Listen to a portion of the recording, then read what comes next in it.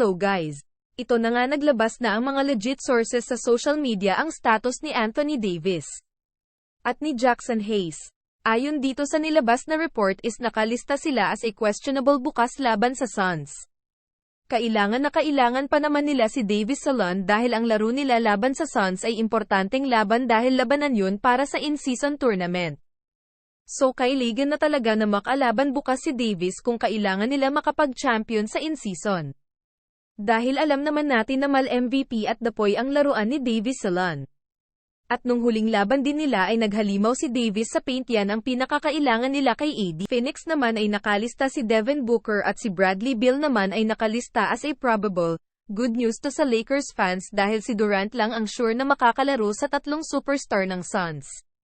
Pero alam naman natin na si LeBron lang din ang tagabuhat ng Lakers, baka mahirapan na naman siya pag paisi-isi na naman ang coach ng Lakers. Minsan nakakainis daw si Coach Ham dahil di man lang niya iniisip kalagayan ni LBJ. Matanda na kasi si LBJ, baka ma-injured pa, wag naman sana huhuho. Dahil kapag nagkaton kawawa ang Lakers, baka katapusan na ng season nila Hayes huhuho.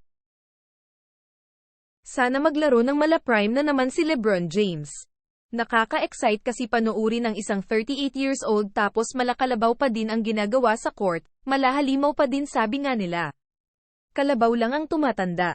Ganun kasi ginawa niya last game niya sa Phoenix, kinain sila ni LeBron James sa paint.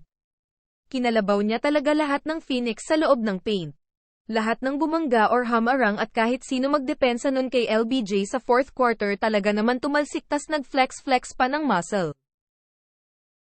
So guys, paalala ko lang, huwag muna kayong magmeron habang di pa sure kay Davis sa LeBron, baka alam nyo na tapos mag-iiyak na naman kayo sa comment dahil talo hahaha. Joke lang po. Guys, pa-support naman ng channel ko, pa-subscribe, pa-like, pa-share at comment na din kayo. Salamat sa panonood, yun lang, tapos na.